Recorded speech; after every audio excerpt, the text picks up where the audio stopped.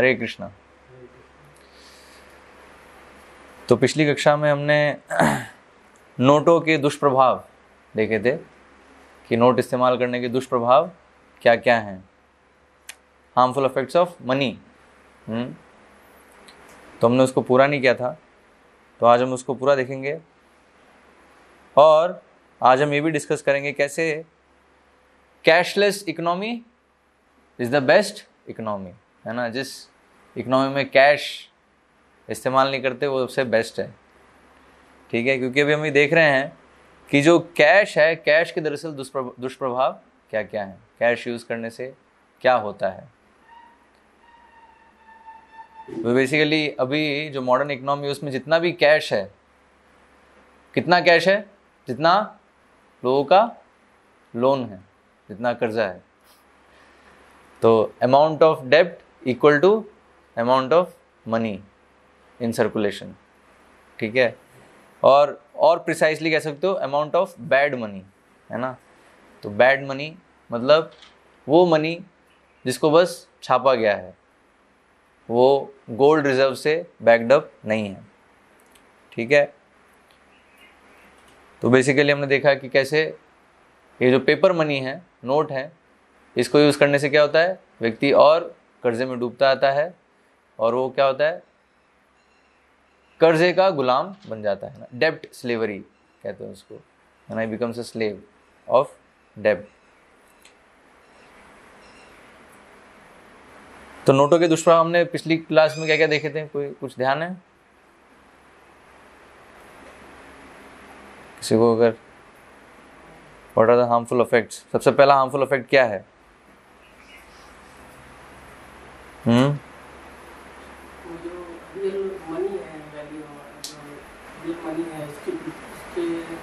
इसको take over करने के लिए उनका पूरा एक स्कीम है जिसकी वजह से वो करेंसी को मार्केट में लाते हैं और फिर वो लोन देते हैं। तो इससे ऐसा लोन है, वो सिस्टम है जिसको हम लोग चुका नहीं पाएंगे, क्योंकि नीचे लोन को चुकाने के लिए दूसरा लोन को लेना होगा। यस। और इंटरेस्ट है, इंटरेस्ट के लिए भी कोई सिस्टम फिक्स है नहीं, हमको ज़्यादा पे करना पड़ेगा और अल्टीमेटली वो हमारा जो एक्चुअल मनी है उसको भी टेक ओवर कर लेंगे। हम एक एक पॉइंट करके देख लेते हैं, है ना। सबसे पहला था डेब्ट स्लेवरी, है ना। वही जो कर्जा है, कर्ज का गुलाम हो जाता है वो, है ना। इट्स हर कोई जो है इस पेपर मनी को यूज़ करने से क्या होता है, उस इकोनॉमिक सिस्टम में जो भी व्यक्ति है वो कर्ज में डूबता जाता है, इंश्योर हो जाता है कि वो कर्ज में डूबता जाएगा वो। फिर क्या करता है, जो नेचुरल सोशल ऑर्डर है उसको डिस्टॉर्ट करता है।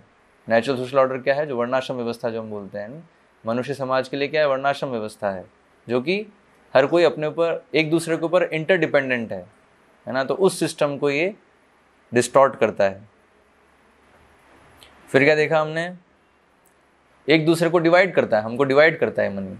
तो हमने उदाहरण देखा था कि कैसे जो अगर अन्न है तो अन्न क्या होगा, फूड होगा हमारे पास, हम देखेंगे कि वो ख़राब होने वाला है तो तुरंत हम उसको डिस्ट्रीब्यूट कर देंगे, तो उसमें क्या आपसी भाईचारा बढ़ेगा एक्चुअली।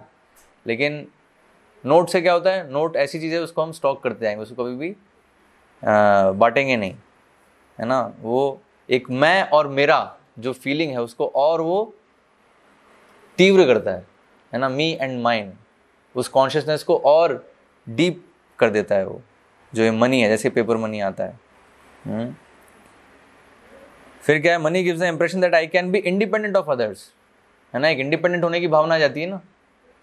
हाँ, मैं जो है मैं इंडिपेंडेंट हूँ, मैं किसी पे डिपेंडेंट नहीं हूँ। अगर मैं कमा रहा हूँ तो मैं इंडिपेंडेंट हूँ, मुझे फिर मैं जो चाहे वो कर सकता हूँ। तो मैं जो भी करूँगा उसका दूसरे पे क्या प्रभाव पड़ रहा है, मैं कैसे उस पर निर्भर हूँ दूसरों पे।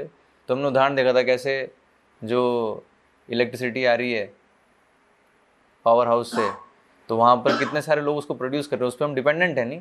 लेकिन हम सोच सकते हैं नहीं मेरे पास पैसा है तो मैं बिजली खरीद सकता हूँ, लेकिन एक्चुअल में जो है कितने सारे लोगों पर डिपेंडेंट है। अगर वो लोग काम नहीं करेंगे तो फिर चाहे कितने भी पैसे देने को तैयार हो, हम बिजली नहीं खरीद सकते। ऐसे ही हर चीज़ के लिए, है ना।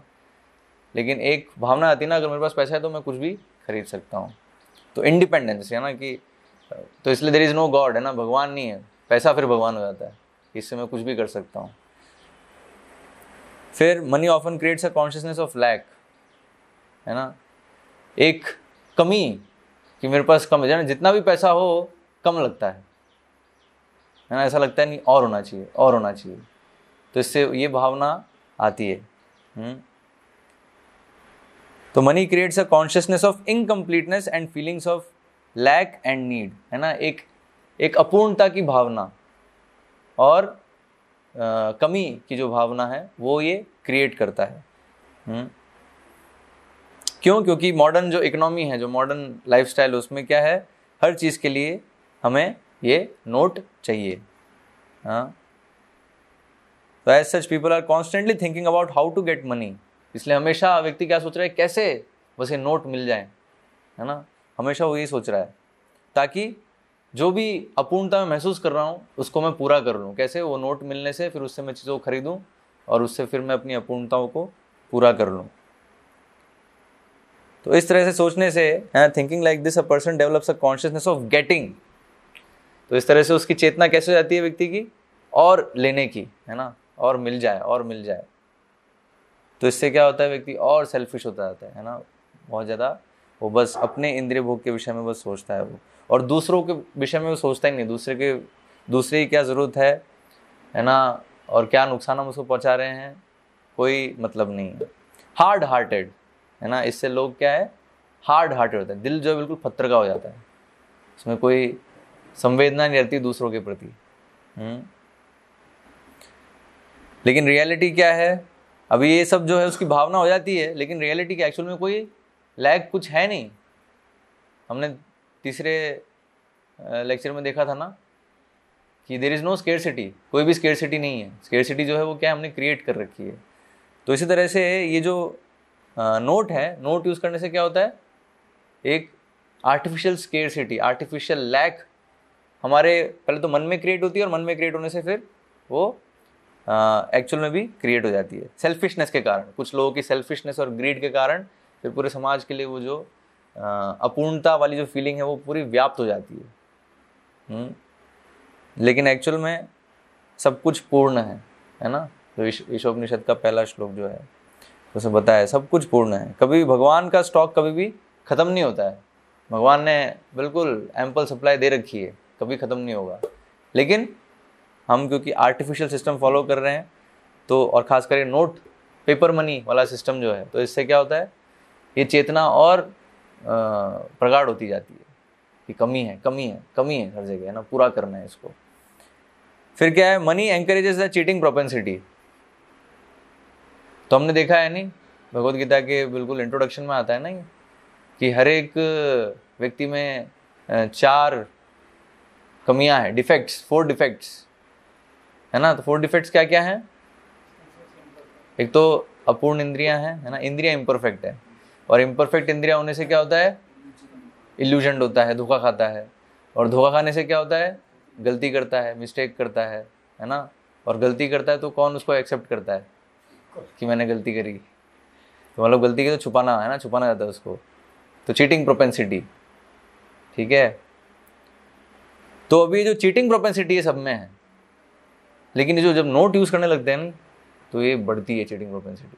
क्योंकि देखा ना हमने पहले, सेल्फिश हो रहा है ना, अभी इसको और चाहिए पैसा, तो पैसा अभी नोट लेने का आसान तरीका क्या है, चीटिंग करना। क्योंकि हम चीटिंग करेंगे तो कम समय में ज़्यादा नोट कमा सकते हैं, तो गैम्बलिंग बेसिकली, है ना।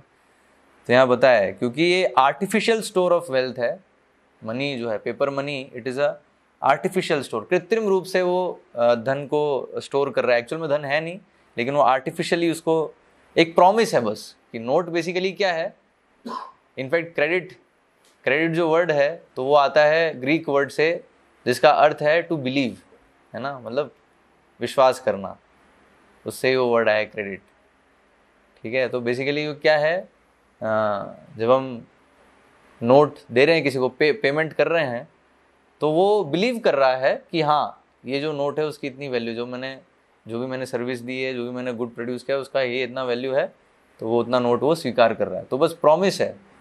लेकिन 1971 तक था कि अगर आपका जो नोट है उसको अगर आप बैंक में ले जाके अगर बोलोगे कि मुझे इतने अमाउंट का, जैसे मान लो $10 है, $10 का मुझे गोल्ड दे दो आप, गोल्ड दे दो या सिल्वर दे दो, जो भी उसके इक्विवेलेंट जो प्रीशियस मेटल है वो मुझे दे दो।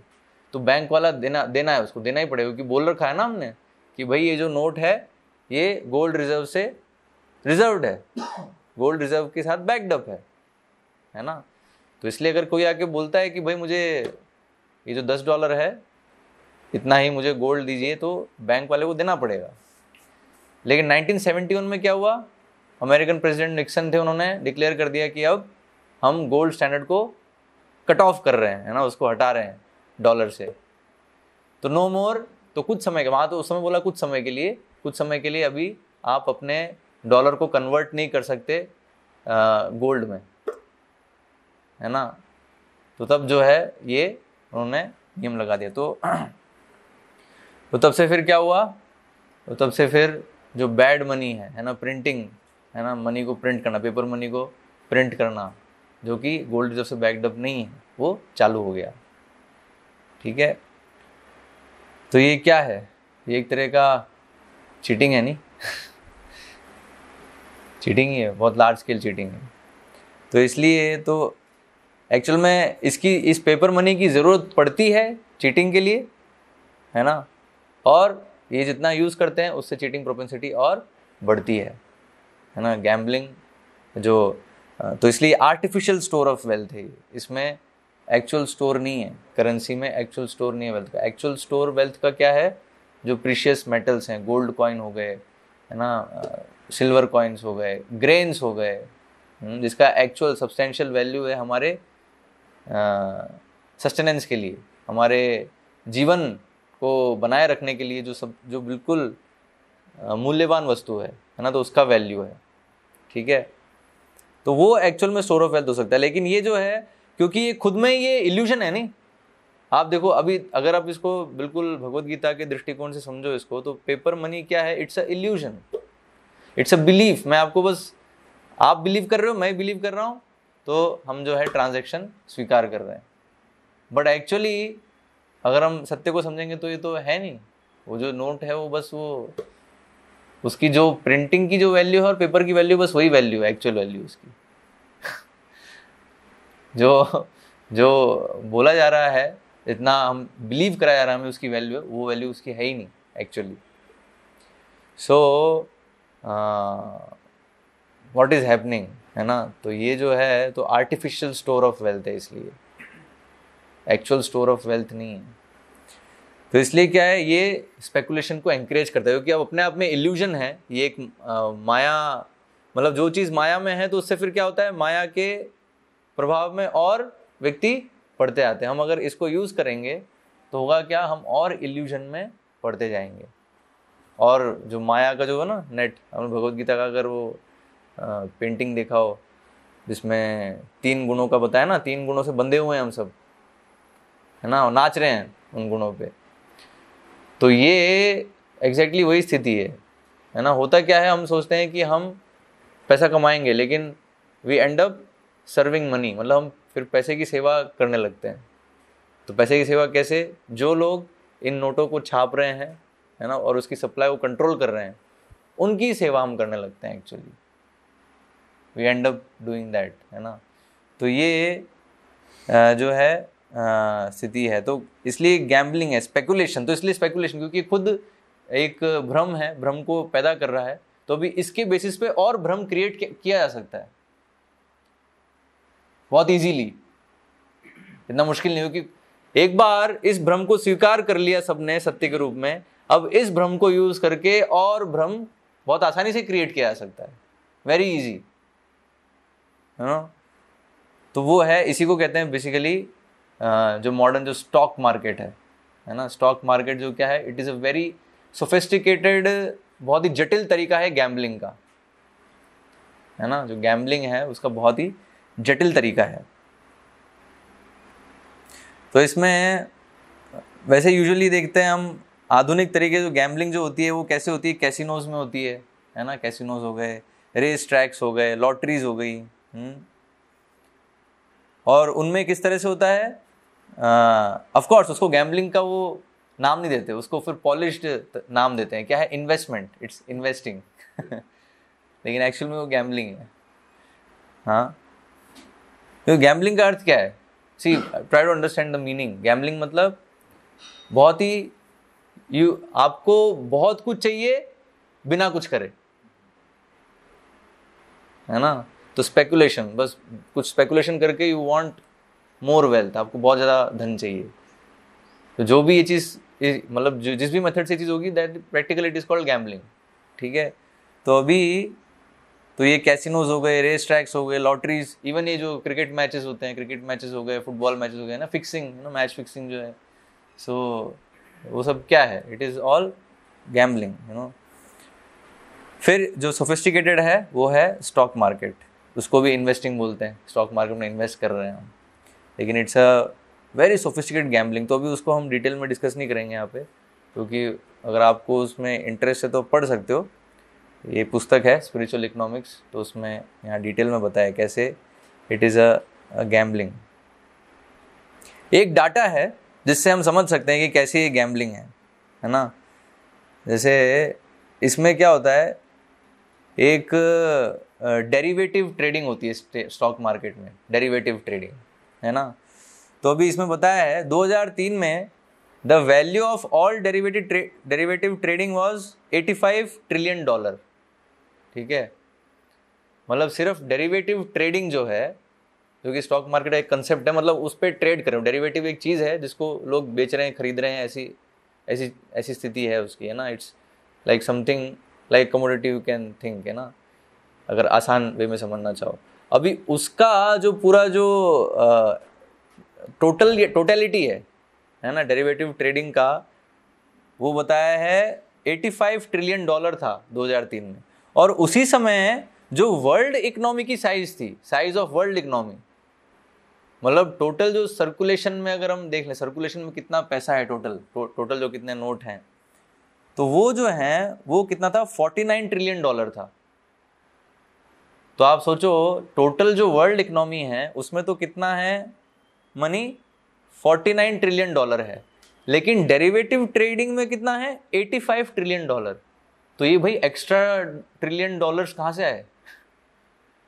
आप सोच रहे हो कितना, मतलब वर्ल्ड इकोनॉमी है $49 ट्रिलियन, और सिर्फ डेरिवेटिव ट्रेडिंग का जो अमाउंट है वो है $85 ट्रिलियन, मतलब डबल से ज़्यादा, ऑलमोस्ट डबल। तो कहाँ से आए वो एक्स्ट्रा ट्रिलियन डॉलर्स, वो कहाँ से आ रहे हैं? So it is all speculation, है ना। तो ये जो है स्थिति है, ये 2003 की बात है, और अभी देखोगे तो और ज़्यादा होगा ये। हेज फंडिंग और ये सब टर्म्स हैं इसमें बेसिकली। तो ये बहुत ही बड़े स्केल की स्पेकुलेशंस हैं ये सब, मतलब ट्रिलियन डॉलर्स की गैम्बलिंग। ट्रिलियन, एक ट्रिलियन में कितने जीरो हैं? योर होमवर्क आप देख सकते हो, ठीक है। ओके, फिर क्या है, money enables manipulation of markets, है ना। जो मार्केट है उसका मैनिपुलेशन भी अलाउ करता है मनी। ऐसे हमने जो ये से कनेक्ट होता है पॉइंट से, जो हमने थर्ड लेक्चर में देखा था, स्केर्सिटी कैसे क्रिएट करी जाती है? मनी के कारण ना। जिसके पास पैसा है ना, तो वो जो है उतना अमाउंट लेकर खरीद लेता है, खरीद के रख लेता है अपने पास स्टॉक में। तो आर्टिफिशियल स्केर्सिटी मार्केट में प्रोड्यूस हो जाती है। तो इस तरह से मार्केट मैनिपुलेशन। तो अभी जब डिमांड बढ़ेगी तो फिर वो हाई प्राइस में उसको फिर भेजेगा, जबकि उसकी जो अन्न है, फॉर एग्जांपल राइस है, तो उसकी वैल्यू उतना है जितना है उसका वैल्यू, लेकिन अभी आर्टिफिशियली उसकी जो प्राइस है बढ़ा दी। क्यों? क्योंकि उसने सप्लाई आर्टिफिशियली कम कर दी, रिस्ट्रिक्ट कर दी सप्लाई। उसने सप्लाई भगवान की तरफ से पूरी सप्लाई, लेकिन ये बीच में आके इसने अपना जो है स्टॉक कर लिया। तो क्यों कर पाया वो? क्योंकि वो खरीद पाया नहीं। खरीद कैसे पाया? लोन लेके। लोन क्यों ले पाया? क्योंकि वो इस फाइनेंशियल सिस्टम को समझ रहा है, और इस पेपर मनी को यूज करके वो ये चीज कर पा रहा है। तो इसलिए those who have enough money, तो यहाँ पॉइंट आया, those who have enough money they will manipulate the market. तो वो कंट्रोल कर सकते हैं प्राइस को, कि एक भी कोई कमोडिटी है मार्केट में, उसकी प्राइस बढ़नी है घटनी है, वो ये कंट्रोल कर सकते हैं। तो ये जो है, तो इससे क्या होता है, तो बाकी जो लोगों की स्थिति बहुत खराब हो जाती है, नहीं? फिर है money enables thought control and indoctrination. फिर क्या है, जो बिल्कुल एक कोई भी सेन व्यक्ति है ना, कोई थोड़ा बहुत भी बुद्धि है जिसमें, उस व्यक्ति को समझ में आया कि ये सब चीज़ तो गलत है ना, बिल्कुल मैडनेस है, पागलपन है, लेकिन उसको भी कन्विंस कर दिया जाएगा कि नहीं ये सही है। फॉर एग्जाम्पल होमोसेक्सुअलिटी है ना, कि पुरुष जो हैं आपस में सेक्स कर रहे हैं, तो अभी कोई भी सेन व्यक्ति सोचेगा इसका ये तो बिल्कुल नॉनसेंस है ना, क्या मतलब है उसका, क्योंकि हम देखते हैं सेक्स का उद्देश्य क्या है, प्रोक्रिएशन, कि बच्चे उत्पन्न हो, संतान उत्पन्न हो। अभी अगर पुरुष अगर सेक्स करेंगे तो उसमें क्या होने वाला है, तो कंप्लीटली बिल्कुल समझ में आएगा, कोई भी थोड़ा बहुत थॉटफुल व्यक्ति है कि तो अननेचुरल। लेकिन अभी क्या हो रहा है, ओह क्या दिक्कत है, it's so nice, what is a problem. तो बाय लॉ अभी अलाउड है, कोई दिक्कत नहीं है, नेचुरल एंड इट्स नेचुरल। ये भी फिर आएगा ना, उसमें आपको फिर बताएंगे even animals also have homosexuality. तो अगर ह्यूमंस में अगर होमोसेक्सुअलिटी, तो क्या दिक्कत है, इट्स नेचुरल, इट्स अ वो सेक्सुअल प्रेफरेंस है ना, सेक्सुअल प्रेफरेंस है। तो ये कैसे हो रहा है, कभी सोचा आपने कैसे हो रहा है ये चीज़?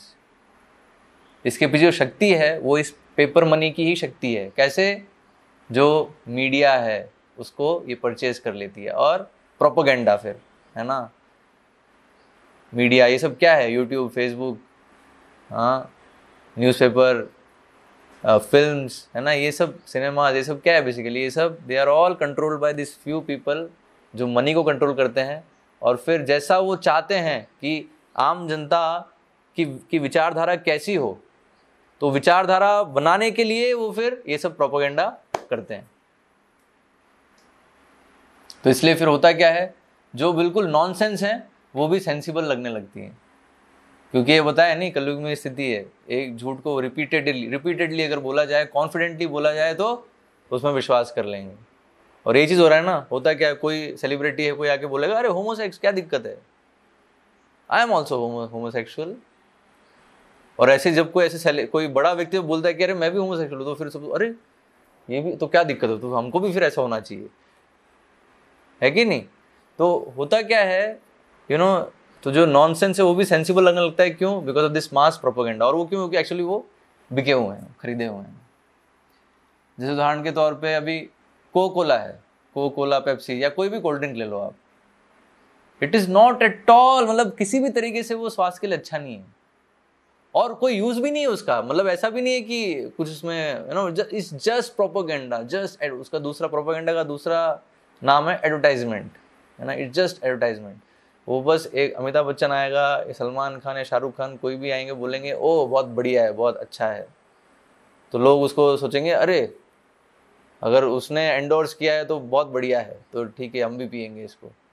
लेकिन फिर वहाँ आता है नहीं, अमिताभ बच्चन को जो है उसकी तो पेट का ऑपरेशन हो गया उसके कारण, कोकोला पी के उसकी आंतें सड़ गई, है ना, और फिर उसने ऐड करना ही बंद कर दिया।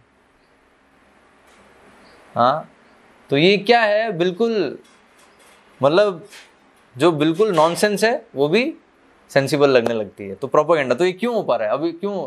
वो जो खुद पीता नहीं है उस चीज़ को, लेकिन वो आके सबके सामने बड़े ही कॉन्फिडेंस से बोल रहा है कि अरे पियो, बहुत बढ़िया है,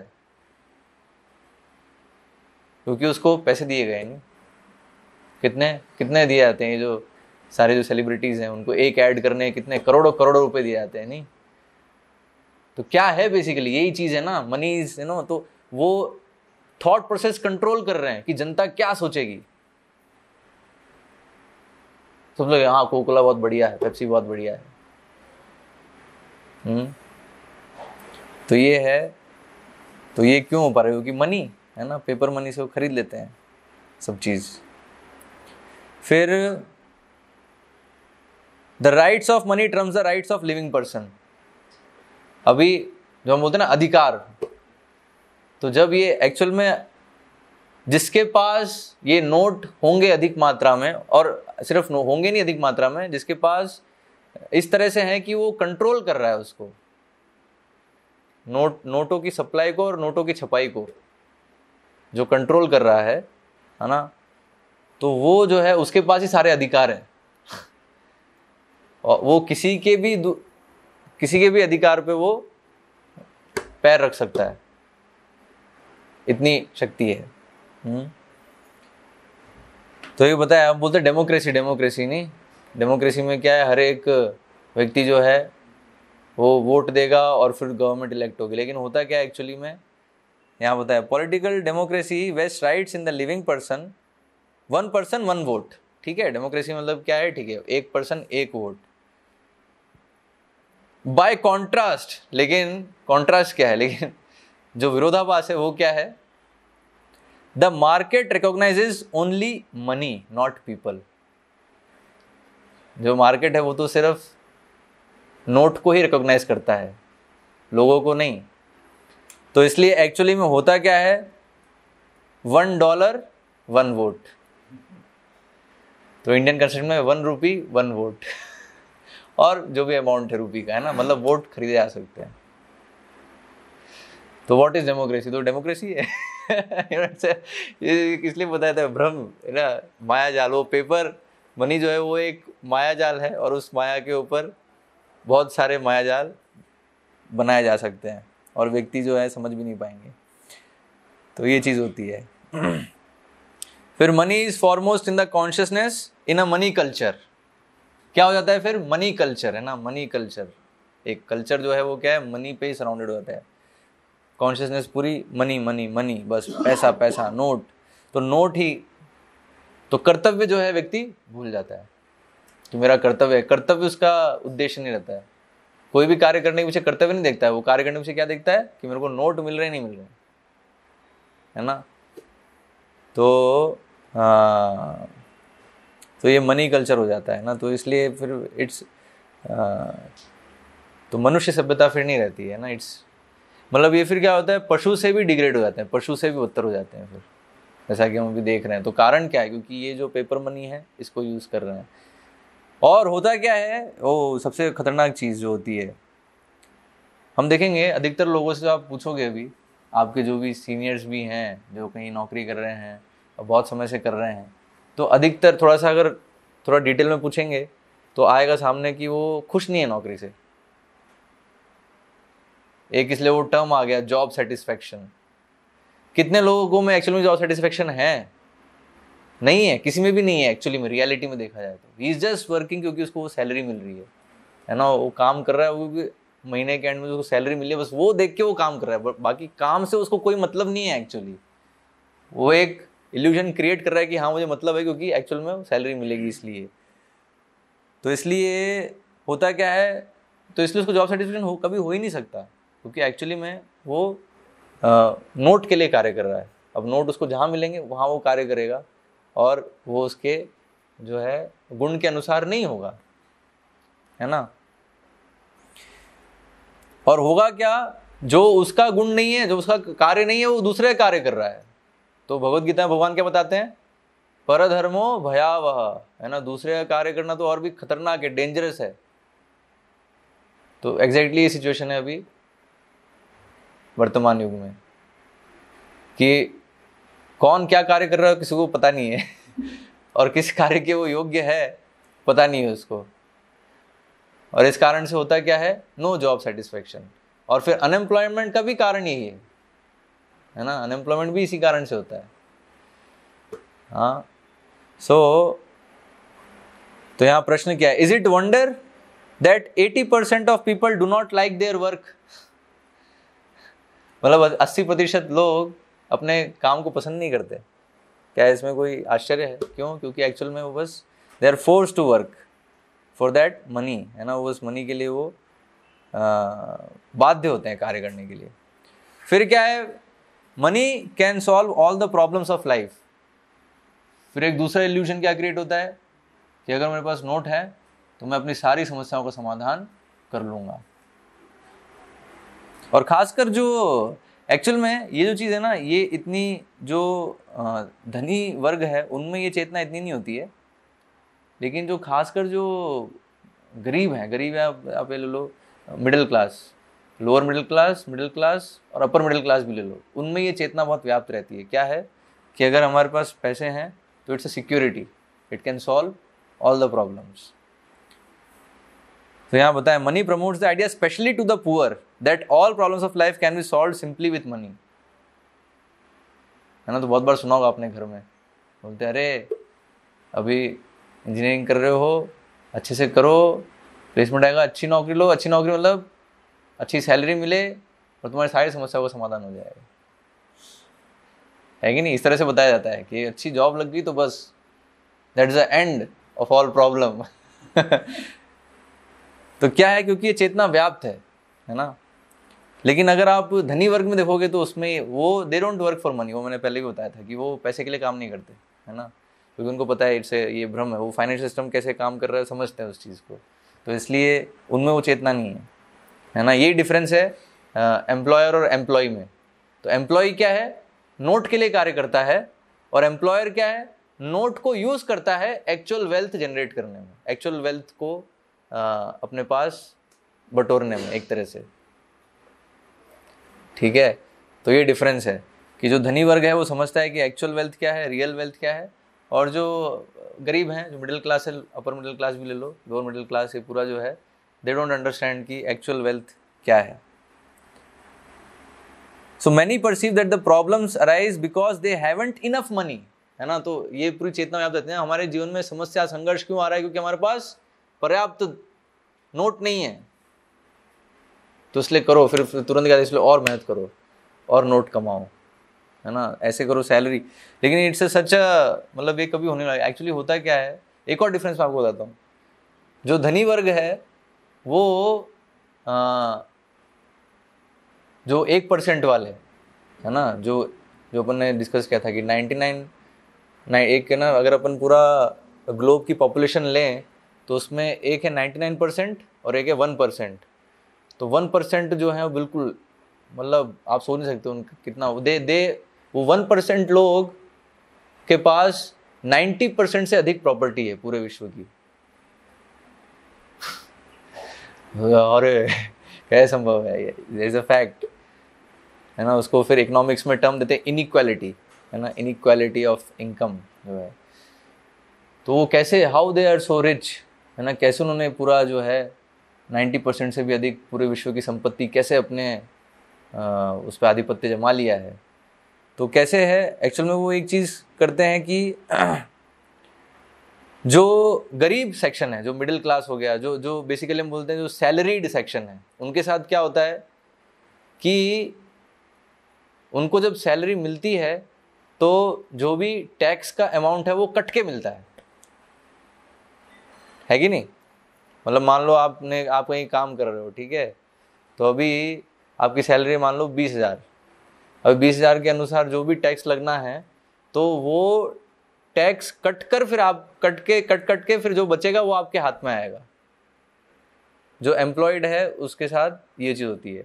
लेकिन जो एक्चुअल में ये जो लोग हैं 1% लोग हैं, वो पता है क्या करते हैं, वो ऐसा सिस्टम का ऐसा यूज़ करते हैं कि या तो उनको ज़ीरो टैक्स देना पड़ता है या बहुत ही कम टैक्स। तो ऐसी स्थिति है, वो टैक्स को भी इवेड कर जाते हैं और जो डेब्ट है उसको इस तरह से यूज़ करते हैं कि और प्रॉपर्टी वो अपने नाम कर लें। अपने नाम नहीं, एक्चुअली वो फिर लीगल एंटिटीज़ हैं, वो अपने नाम पे कुछ और लीगल एंटिटीज़ बनाते हैं, उन लीगल एंटिटीज़ के नाम पे कॉर्पोरेशंस, बेसिकली उन कॉर्पोरेशंस कहते हैं। तो वो सारा जो चीज़ है वो उस कॉर्पोरेशन के नाम पे होता है, लेकिन कॉर्पोरेशन को कंट्रोल करने वाले ये कुछ गिने चुने लोग रहते हैं। तो इस तरह से जो है वो होता है। तो एनीवेज वो मैं एक पॉइंट बता रहा था आपको।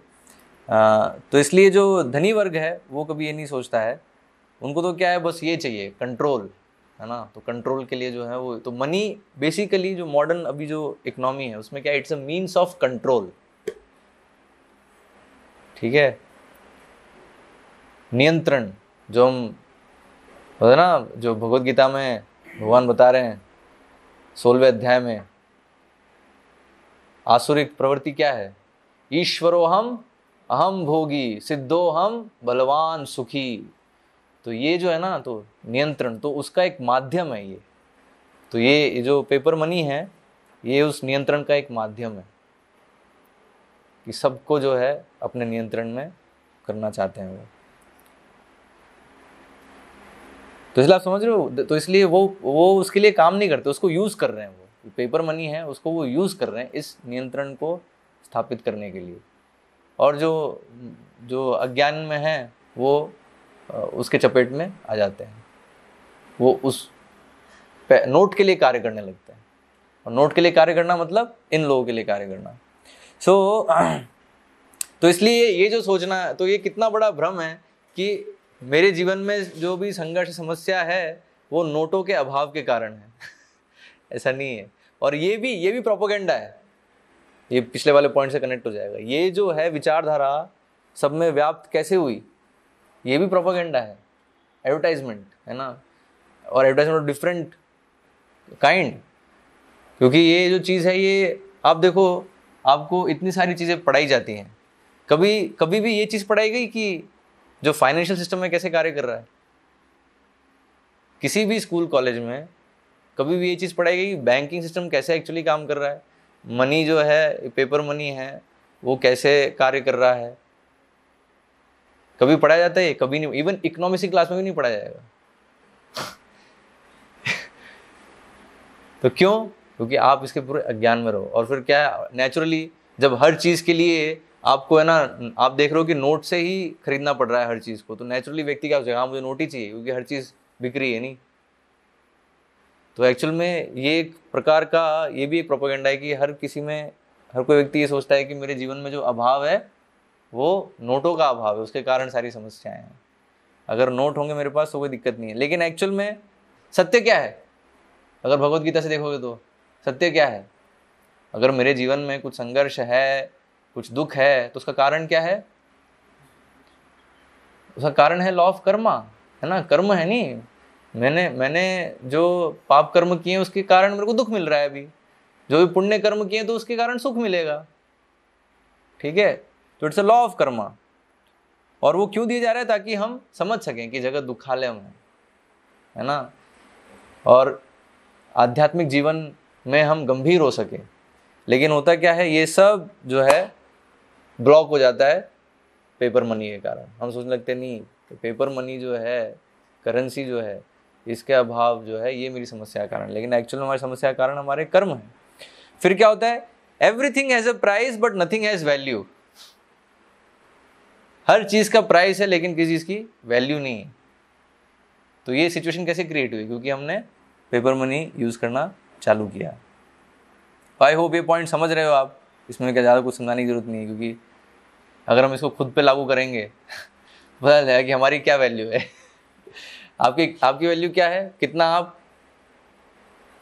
जो जीडीपी है उसमें ऐड कर रहे हो, मतलब कितना आप लोन ले रहे हो एक्चुअली, और फिर उस लोन को रिपे करने में कितना आप मेहनत कर रहे हो, ये आपकी प्राइस है। This is your price basically. इसलिए बोलते हैं ना, वो कहीं कभी कभी आता है ना नेट वर्थ, जैसे वो मोदी का बोल रहे, मोदी का नेट वर्थ कितना है ना, शाहरुख खान का नेट वर्थ कितना है। तो नेट वर्थ क्या, बेसिकली वो प्राइस लगाई जा रही है उसकी।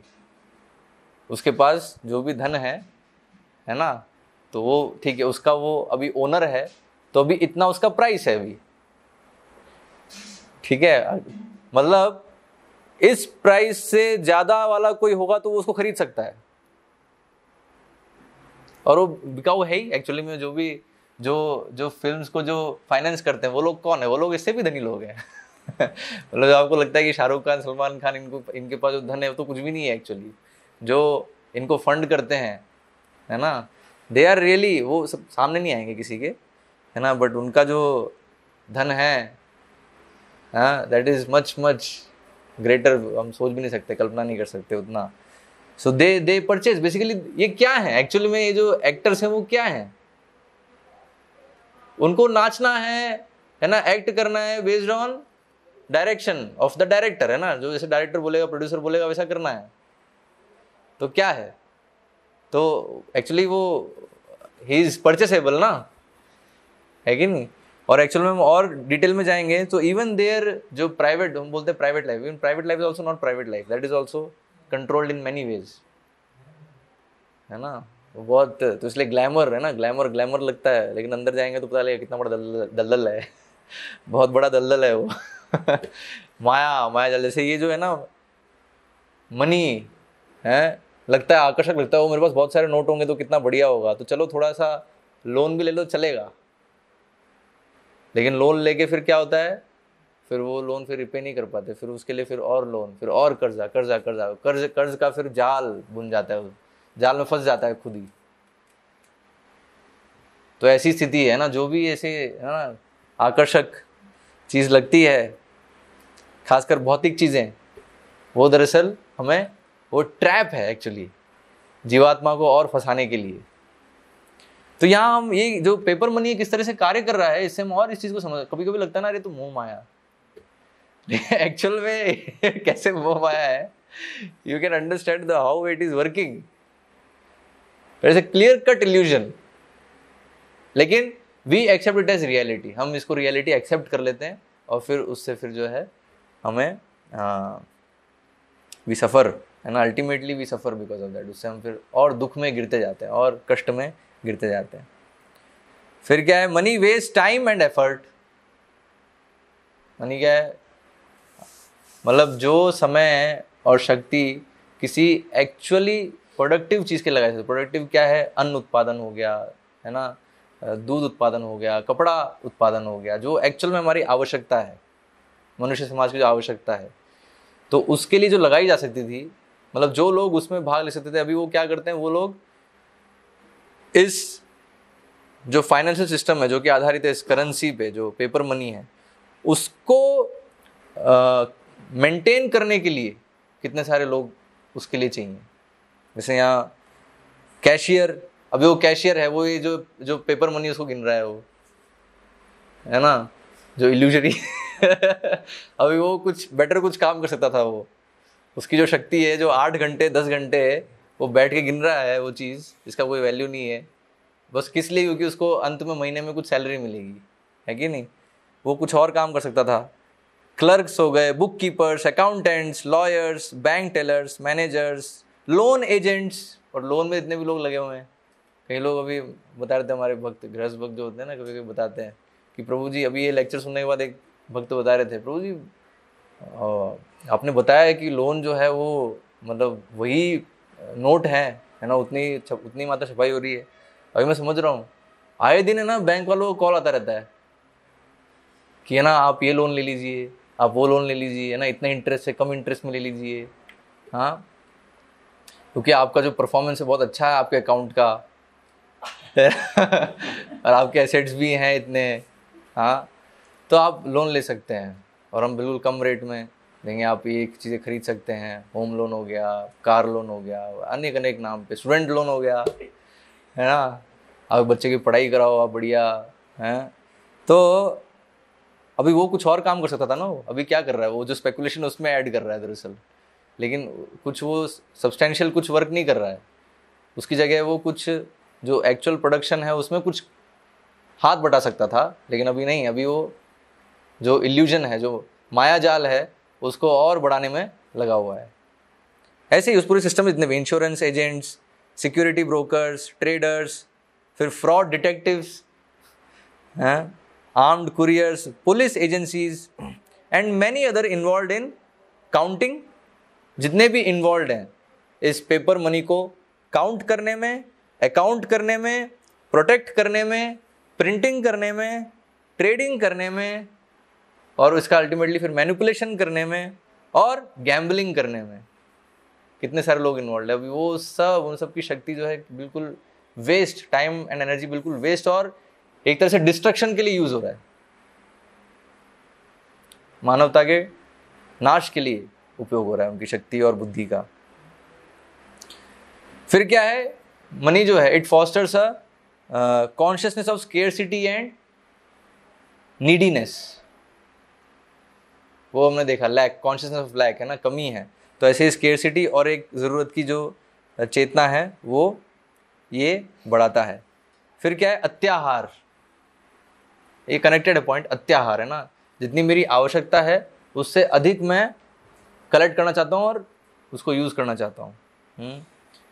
तो सिग्निफिकेंट प्रैक्टिस फॉर स्पिरिचुअली, अब देखो अगर आध्यात्मिक शिक्षा पे आधारित अगर समाज है तो वो क्या है, वो कभी अत्याहार नहीं कर सकता है ना। वो हमेशा ये इस शिक्षा पे आधारित है कि हमें जो आवश्यक है उतना हम ग्रहण करें, है ना, और आवश्यकता से अधिक है उसको हम डिस्ट्रीब्यूट करें, ठीक है, ये प्रिंसिपल है। लेकिन जो ये जब हम पेपर मनी यूज़ करने लग जाते हैं, करेंसी, तो क्या होता है, ये चेतना गायब हो जाती है, फिर अत्याहार नहीं, फिर मेरी ज़रूरत जो है वो तो सेंस ही नहीं रहता उसका, मेरी ज़रूरत क्या है ना, जितना बटोरना है बटोर लो। तो significant practice for spiritually progressive culture is giving up अत्याहार, है ना। तो जो स्पिरिचुअली प्रोग्रेसिव कल्चर है, जो कि आर्यों की जो सभ्यता है, तो उसमें ये जो बटोरने की जो चेतना है उसको बिल्कुल कम किया जाएगा, है ना, उसको एंकरेज नहीं किया जाएगा। इसलिए हम देखेंगे, इवन अभी भी आप देख लेना, जो मारवाड़ी वर्ग है ना, मारवाड़ी वर्ग हो गए, तो ये फर्क नहीं करता कि कितने धनी हैं वो, उनका लाइफस्टाइल आप देखो बिल्कुल सिंपल रहेगा, उनका पहनावा बिल्कुल सिंपल रहेगा। अभी थोड़ा हो सकता है बदल रहा हो कलयुग के प्रभाव से, लेकिन ट्रेडिशनली इवन एक जनरेशन बैक भी देखेंगे हम, तो आप डिफ्रेंशिएट नहीं कर सकते कि वो धनी व्यक्ति है और जो एक आम व्यक्ति है, उसमें डिफ्रेंशिएट नहीं कर सकते हम, क्योंकि उसका लिविंग जो है बिल्कुल सिंपल लिविंग है उसका भी, है ना, सेटिस्फाइड है। लेकिन ठीक है, अभी जो वैश्य वर्ग है तो उनका कार्य है कृषि और गौरक्षा, तो उससे उनके ज़मींदार हैं और बहुत जो है संपत्ति है वो सब है, लेकिन फिर भी उनका जो लिविंग है सिंपल लिविंग है उनमें भी, है ना। जैसे हम देखेंगे कि गांव में ठाकुर है, तो ठाकुर भी तो क्या धोती कुर्ते में, वैसे नहीं जीन्स और उसमें चल रहा है वो, आजकल हो सकता है आजकल जीन्स में सब आ गए हो हैं, लेकिन हम देखेंगे वो भी जो है बिल्कुल ट्रेडिशनल तरीके से रहते हैं, पारंपरिक जीवन शैली जो रहती है उनकी। तो लेकिन ये अत्याहार की जो स्थिति है वो बढ़ जाती है मॉडर्न इकोनॉमी में, मेटेरियलिस्टिक कल्चर जो है ना, मनी कल्चर, तो इसमें अत्याहार बढ़ जाता है। तो होता क्या है, भगवान से बहुत दूर हो जाते हैं, है ना। ये जो समझ है, ये जो चेतना है कि हम भगवान पे निर्भर हैं, वो पूरी तरह से खत्म हो जाती है,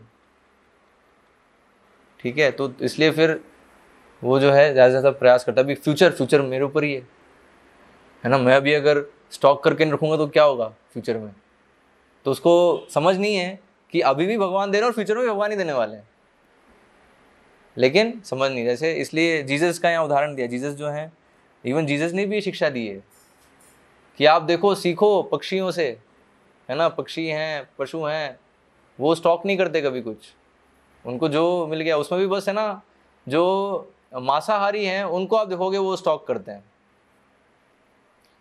पशु समाज में अगर आप देखोगे तो जितने भी शाकाहारी हैं उनको कभी कोई समस्या नहीं है खाने की, एम्पल सप्लाई है ना, प्रचुर मात्रा में उनके लिए सप्लाई है, कभी उनको कमी नहीं होगी, ठीक है। लेकिन जो मांसाहारी हैं उनको कमी पड़ती है। इसलिए देखोगे शेर है तो शेर का ऐसा नहीं है कि वो हर दिन उसको शिकार मिल रहा है, वो क्या करता है, शिकार किया अभी उसको 1 हफ्ते तक रखेगा, 1 हफ्ते तक खाता रहेगा। जैसे एक हिरण का शिकार किया उसने, तो अभी वो हिरण को जो है वो 1 हफ्ते तक खाएगा, और उसके बाद भी जब वो ख़त्म, जब हिरण को पूरा खा लिया उसने, ठीक है, तो उसके बाद भी अब अगला हिरण कब मिलेगा कोई गारंटी नहीं है, बहुत बार उसको भूखा भी जाना पड़ता है। प्रभुपाद बताते हैं बहुत बार अपनी कन्वर्जेशंस में कि जब शेर जब निकलता है शिकार के लिए, है ना, तो उसके पीछे एक, है ना, पक्षी निकलता है, और वो पक्षी जो है अपनी आवाज़ से पूरा सबको सतर्क कर देता है, सारे जानवरों की, शेर अभी निकल गया बाहर शिकार के लिए, तो भी सारे जानवर सतर्क हो जाते हैं। तो भी ऐसी चीज़ें बताओ कैसे शिकार करेगा शेर। यूजुअली जब शिकार करता है तो देखता है ना कि वो जानवर जो है वो अभी सतर्क नहीं है, अभी असावधानी में है, तब एकदम से वो कूदेगा, और जानवर अभी जो है वो सावधान नहीं था, प्रिपेयर्ड नहीं था, तब शिकार कर पाता है, तब उसको पकड़ पाता है शेर। लेकिन अभी पक्षी चलता है और वो सबको चिल्ला चिल्ला के बता देता है कि अभी शेर निकल गया है, अभी सावधान, सब सावधान तो उस पक्षी का एक नाम है, पर्टिकुलर नेम भी है, वो मेरे को देखना पड़ेगा, प्रभुपाद बताते हैं। सो इसलिए उसको प्रॉब्लम है, वो मांसाहारी है। तो यही चीज़ होती है, अगर मनुष्य भी अगर शाकाहारी रहे तो उसको कभी कोई समस्या नहीं फूड की, खाने की कोई समस्या नहीं होगी। लेकिन जब मांसाहारी होने लगते हैं ना, तब ये जो है स्केर्सिटी आने लगती है। स्केर्सिटी तब होगी क्योंकि मांसाहारियों को हमेशा स्केर्सिटी है। हाँ, और फिर उसमें फिर जो स्टोर करने वाली प्रवृत्ति आ जाएगी। फिर शेर को भी रखना पड़ता है नहीं, उसको फिर वो क्या है, जैसे ही वो शिकार करेगा वो फिर वो हिरण को फिर लेके जाएगा। वो डेड बॉडी जो है, मृत शरीर है, उसको जाके वो एक बुश में, एक झाड़ी में छुपा देता है वो, और फिर थोड़ा थोड़ा करके खाता रहता है।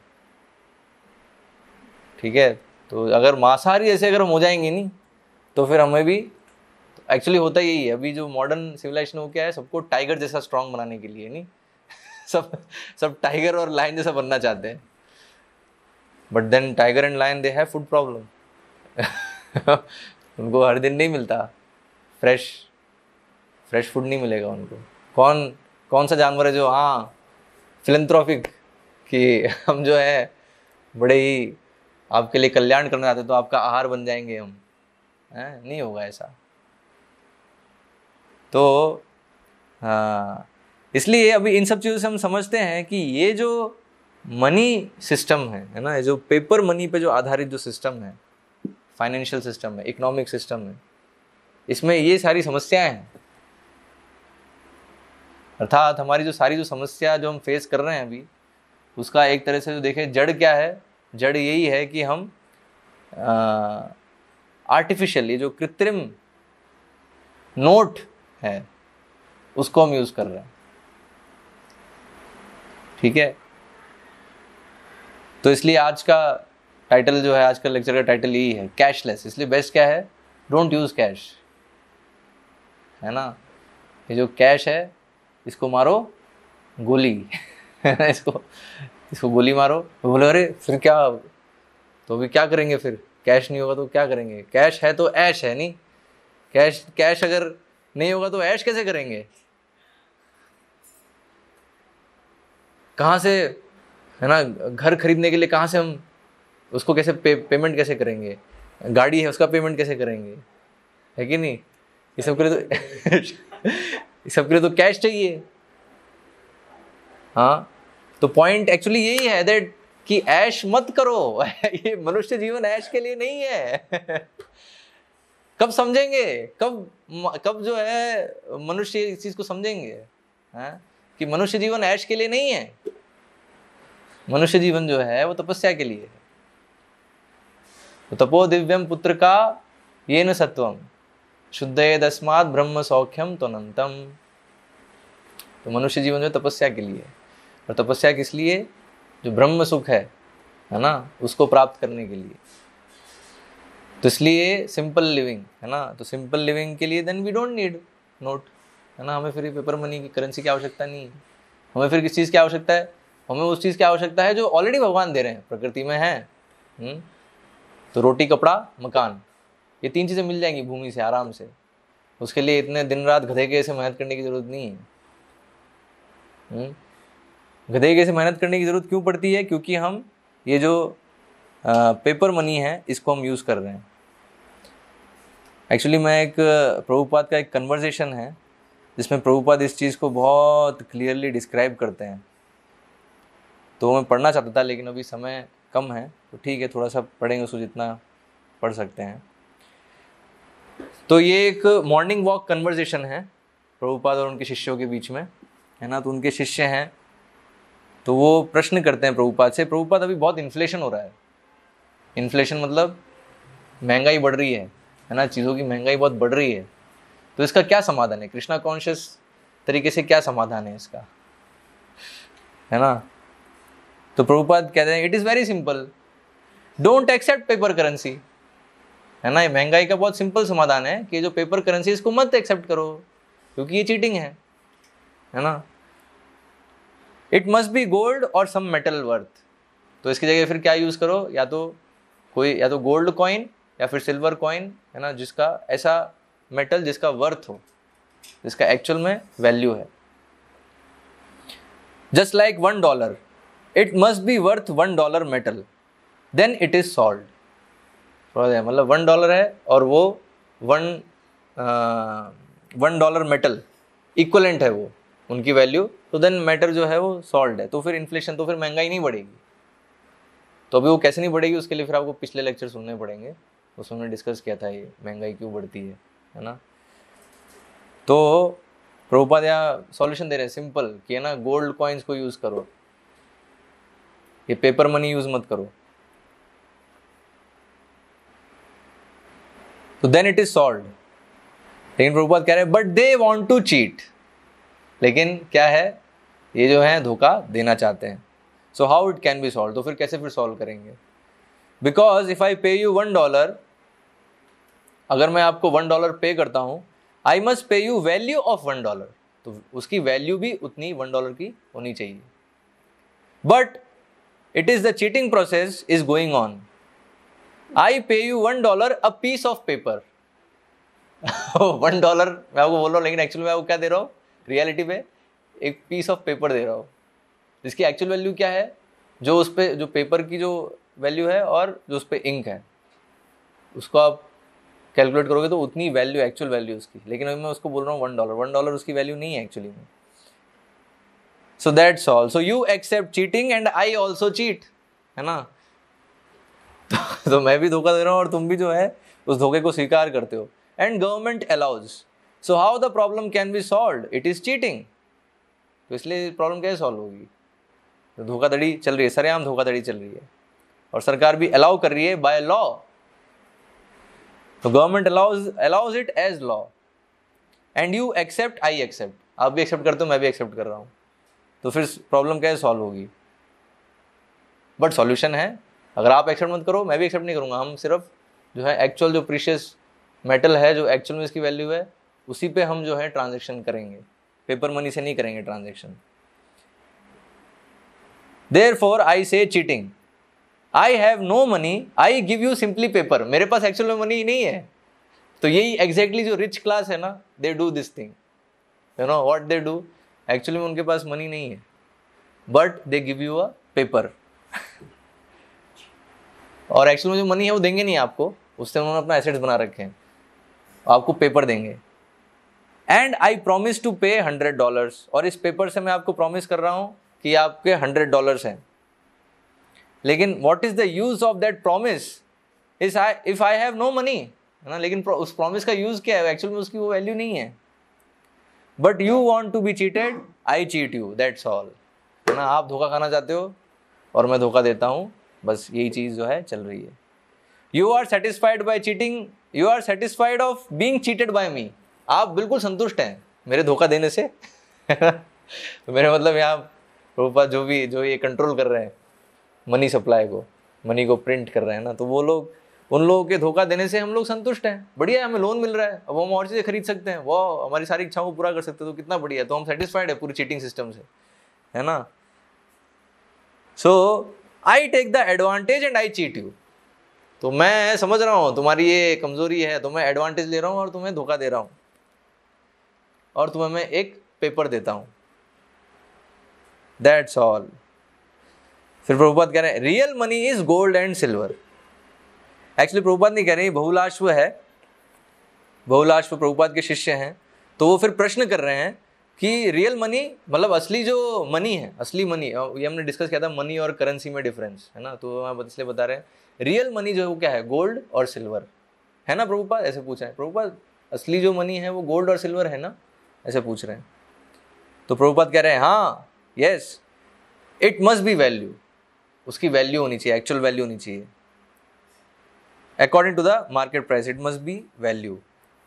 तो गोल्ड जो है, तो स्वर्ण जो है, उसका हमेशा वैल्यू होता है, it's the most valuable metal. क्यों है उसका वैल्यू? क्योंकि वो उसको ऐसे आर्टिफिशियली प्रिंट नहीं कर सकते, है ना, उसकी मात्रा लिमिटेड है। तो जो भी लिमिटेड मात्रा में है दे आर द बेस्ट।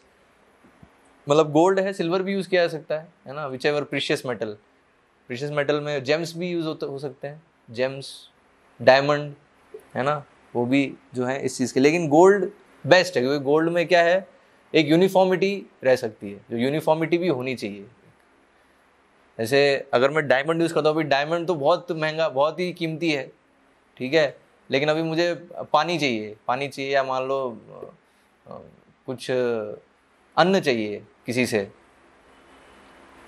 तो अभी एक डायमंड में कितने सारे अन्न ले सकते हैं, लेकिन उतनी मेरे को भी आवश्यकता नहीं है, तो अभी कैसे ट्रांजैक्शन करेंगे। तो इसलिए बेस्ट क्या है, गोल्ड कॉइन। तो गोल्ड कॉइन अभी ठीक है, जितने गोल्ड कॉइन्स हैं, one gold coin, 2 gold coin, उतने में इतना अन्न आ जाएगा, 1 किलो, 2 किलो, 4 किलो, जो भी है ना।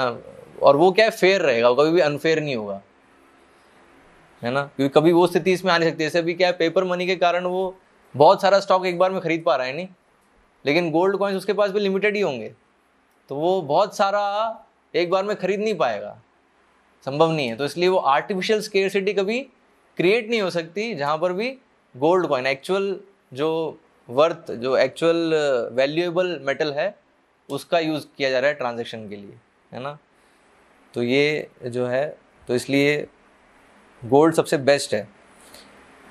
But if I give you iron, लेकिन अगर मैं तुम्हें लोहा देता हूँ, तो लोहे का भी वैल्यू है, लेकिन लोहे में प्रॉब्लम क्या है कि लोहे का जो वैल्यू है और गोल्ड का जो वैल्यू है, मतलब गोल्ड की कम मात्रा की वैल्यू का अगर आपको उतनी वैल्यू का अगर लोहा चाहिए, तो बहुत सारी मात्रा हो जाएगी लोहे की, और उतना लोहा कैरी कैसे करोगे आप, कैरी नहीं कर सकते फिर उसको, है ना। तो इसलिए गोल्ड जो है वो सबसे बेस्ट है।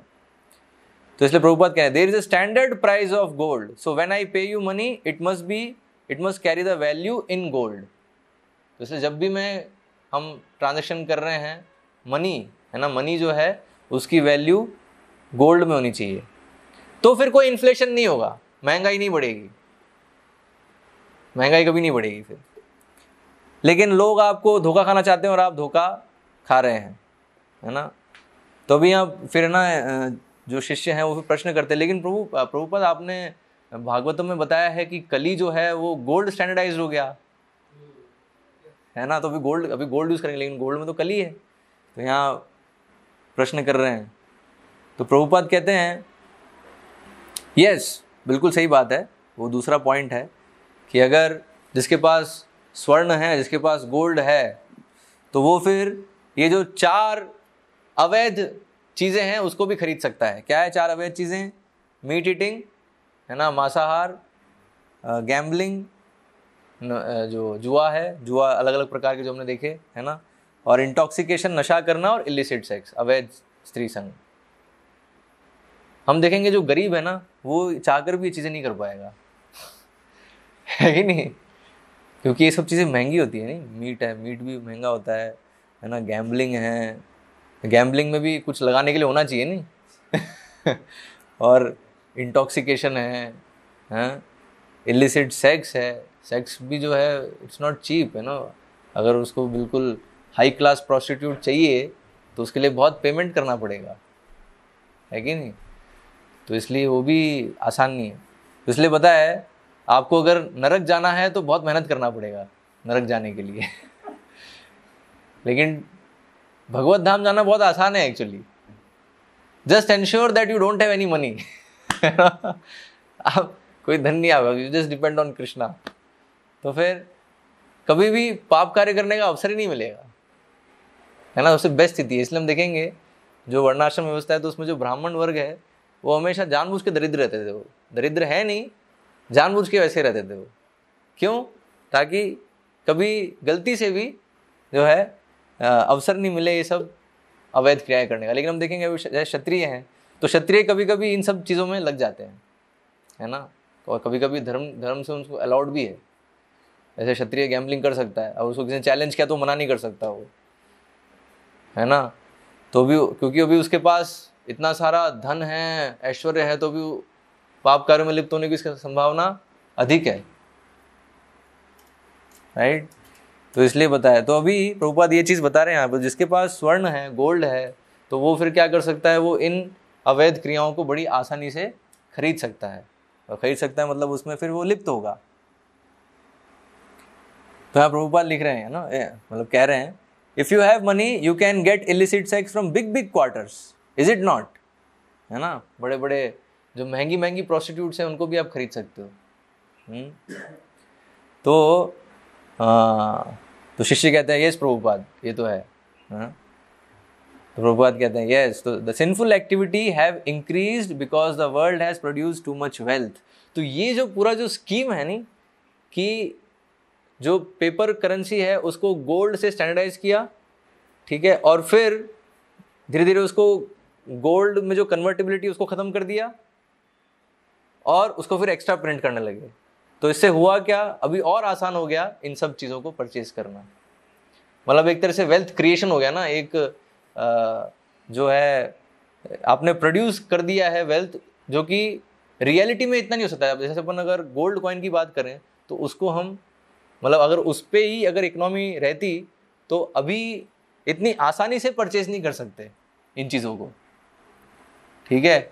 लेकिन अब हम देख रहे हैं कि ये चीज़ें आसानी से परचेज हो जाती हैं। क्यों? क्योंकि आपने एक चीटिंग सिस्टम बना लिया ना कि अब एक्स्ट्रा आपने प्रिंटिंग कर दी है मनी की, जिससे आप इसको और आसानी से खरीद सकते हो।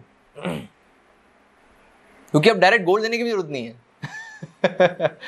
Just giving paper, you know. तो and that is being increase by inflation. तो एक्चुअली ये इसी तरह से कली ने अपना प्रभाव बढ़ाया है। नहीं, कली को पहले स्थान दिया स्वर्ण, फिर स्वर्ण को उसने इस तरह से यूज़ किया, गोल्ड स्टैंडर्डाइज किया, पेपर करेंसी फिर इंट्रोड्यूस की, है ना। और इस तरह से और ये जो है ये पहली बार नहीं हो रहा है हिस्ट्री में। मतलब जो 5000 की जो हिस्ट्री है ना, ये बहुत बार हो चुका है ये, है ना। और जब भी ये चीज़ होती है, जब भी गोल्ड मतलब गोल्ड कॉइन्स का जो इस्तेमाल जब खत्म होता है, और ये फिएट करेंसीज बेसिकली नकली जो नोट, मतलब एक तरह से नोट नकली है एक्चुअली, क्योंकि बैकड नहीं है। तो जब भी इसका इस्तेमाल होने लगता है तो इकोनॉमी क्या है, फिर वो डाउनफॉल पे जाने लगती है, वो सभ्यता एक तरह से नष्ट होने लगती है फिर, है ना। तो ये जो चीज़ है ये 5000 साल के जो इतिहास है उसमें बहुत बार हुआ है। तो रोम और एथेंस का उदाहरण है ना, और भी बहुत सारे उदाहरण हैं। तो false money I have got and with false money I can purchase all this illicit sex, wine, intoxication, everything, है ना। तो फॉल्स मनी है मेरे पास, उससे मैं कुछ भी खरीद सकता हूँ, because it is just like now days, है ना, बहुत आसानी से। और अभी तो क्या है, प्रभुपाद बता रहे हैं, American your bank is giving you a card, American card. तो व्हाट इज दैट? तो करंदर फिर बोलते हैं charge card, bank American card. तो प्रभुपाद कहते हैं तो देखो, तो simply you have to show this card now, show this card you get the goods. So to exchange it has become very cheap. तो अभी एक्सचेंज को कितना चीप हो गया, बस कार्ड दिखाना है, बस स्वैप करना है, स्वैप करना और you can get any good, any commodity. तो बहुत चीपली आपको जो है आप परचेज कर पा रहे हो। Therefore cheaply you can purchase sinful things also, है ना। तो इसी तरह से इतने ही सस्ते में आप जो सारी जो चीज़ें हैं उसको भी खरीद सकते हैं। और अभी प्रभुपाद यहाँ पोल खोल रहे हैं मॉडर्न इकोनॉमी की, है ना। तो पीपल आर बिकमिंग सिंफुल, तो पीपल जो है वो बिल्कुल सिंफुल हो रहे हैं। तो अभी modern economy, this is modern economy. अभी प्रभुपाद लिख रहे हैं, प्रभुपाद कह रहे हैं, engage people in hard working to produce. ठीक है, मॉडर्न इकोनॉमी क्या है कि लोगों को एंगेज करो बिल्कुल गधे के जैसे मेहनत करने में, है ना, गधे जैसे मेहनत करें और कुछ वो एक्चुअली प्रोड्यूस करें, to produce and by artificial cheating secure the goods commodities. और आर्टिफिशियल चीटिंग से क्या करो, ये जो पूरा फाइनेंशियल सिस्टम है, बैंकिंग सिस्टम जो पूरा चीटिंग सिस्टम है, इससे क्या करो, वो जो गुड्स एंड सर्विसेज प्रोड्यूस कर रहे हैं उसको पूरा सिक्योर कर लो। So this is modern economy. तो इसलिए होता क्या है, तो यहीं पे हो जाता है, तो rich get more rich and poor becomes more poor. तो वो जो एक्चुअली हो कैसे रहा है, प्रभुपाद यहाँ पूरा एक सेंटेंस में उस चीज़ को समराइज कर रहे हैं कि मॉडर्न इकोनॉमी क्या है। क्योंकि क्या हो रहा है, मैं आपको नोट दे रहा हूँ, पेपर दे रहा हूँ, लेकिन आपसे काम जो है उससे ज़्यादा करवा रहा हूँ। जो मैं आपको दे रहा हूँ उससे अधिक मैं आपको काम करवा रहा हूँ एक्चुअली। मतलब ये तो उसमें भी है कि अभी मेरे को कितना प्रॉफिट हो रहा है आपके काम से, उससे कम मैं आपको पे कर रहा हूँ इन टर्म्स ऑफ नंबर्स, है ना। नंबर्स में भी कम पेमेंट है। और इवन जब वो नोट के टर्म्स में है, जब मैं नोट दे रहा हूँ तो वो नोट भी क्या है, उसकी वैल्यू नहीं है, है ना, एक्चुअल जो वैल्यूएबल चीज़ है वो नहीं दे रहा हूँ आपको, मैं बस प्रिंटेड नोट जो है वो दे रहा हूँ, जिसकी गोल्ड के साथ बैकअप नहीं है। तो it isn't it a big cheating? मतलब आप और आपने जो गुड प्रोड्यूस किया अभी वो किसके, वो तो यूज़ किया जा रहा है ना, उसका उस गुड्स एंड सर्विसेज का यूज़ हो रहा है। तो बेसिकली जो इस सिस्टम को अच्छे समझते हैं ना, इसका यूज़ करके दे बिकम रिच, एंड जो इसको और अधिकतर इस सिस्टम को नहीं समझते they become poor. They just वो बस हार्ड वर्क में पिस जाते हैं, उनकी पूरी ज़िंदगी जो है उसी में पिस जाती है। This is modern economy. So a worker is getting $3,000 per month. तो भी प्रभुपाद बता रहे हैं, तो एक वर्कर है उसको $3,000 पर मंथ मिल रहे हैं, but he is getting paper. He is in illusion कि उसको मनी मिल रहा है, लेकिन उसको मनी नहीं मिल रहा है, उसको पेपर मिल रहा है actually. But he is thinking that I am getting money. He is giving his labour and things are being produced. This is the policy. Cheat him without giving money, give him paper and get his labour and produce goods. तो ये modern economy है कि क्या है कि वो तो अपना जो है लेबर दे रहा है और चीज़ें उससे प्रोड्यूस हो रही हैं, ठीक है, लेकिन उसको हम क्या करेंगे, उसको हम ये पेपर देंगे और इस पेपर से उसका जो है लेबर का हम यूज़ करेंगे। This is modern economy. तो ये जो है मॉडर्न इकोनॉमी है, जो कि कोई भी इकोनॉमिस्ट या किसी भी इकोनॉमिक्स की क्लास में आपको नहीं बताया जाएगा। हाँ, इनफैक्ट इस सोफिस्टिकेटेड चीटिंग सिस्टम को कवर अप किया जाता है ना, कवर अप किया जाता है। पूरे इकोनॉमिक्स का जो उद्देश्य है वो पूरा इसको कवर अप करना है। तो वही प्रोपेगेंडा मॉडल, वो इकोनॉमिक्स के जितने भी इकोनॉमिक्स सब खरीदे हुए हैं, जितने भी इकोनॉमिक्स की बुक्स हैं वो सब खरीदी हुई हैं, है ना। वो जो चाहते हैं, जो ये जो 1% वाले जो लोग हैं ना, वो जो चाहते हैं उसमें जो लिखा जाए वो चीज़ लिखी हुई है उसमें। So reality will never come to know, but हमें क्योंकि भागवतम से हम समझ रहे हैं और प्रभुपाद यहाँ डायरेक्ट हमें समझा रहे हैं। अब जो ये कन्वर्सेशन कब चल रहा है, ये 1970s में। Can you imagine, we are in 2020 now, इन प्रभुपाद ये चीज़ कब बता रहे, 1970s में। So this is what this is तत्वदर्शी हैं, they can see what is happening, they can see the cheating which is going on. तो जो धोखेबाजी हो रही है वो भी वो समझ सकते हैं। तो प्रभुपाद है क्लियर कट डिस्क्राइब कर रहे हैं। A worker is giving high salary high wages, ठीक है ना। तो लेबर जो एक इल्यूजन में है कि उसको बहुत हाई सैलरी मिल रही है ना, हाई वेजेस उसको मिल रहे हैं, बहुत कमा रहा है वो, but what he is getting, it is paper. लेकिन एक्चुअली में उसको क्या मिल रहा है, उसको पेपर मिल रहा है। And he is very enthusiastic to give his labour, और वो इतना उत्साहित है अपना लेबर देने के लिए, हार्ड वर्क करने के लिए। सो प्रोडक्शन इज मोर, तो प्रोडक्शन ज्यादा हो रहा है। And when you go to purchase the products then you have to pay again.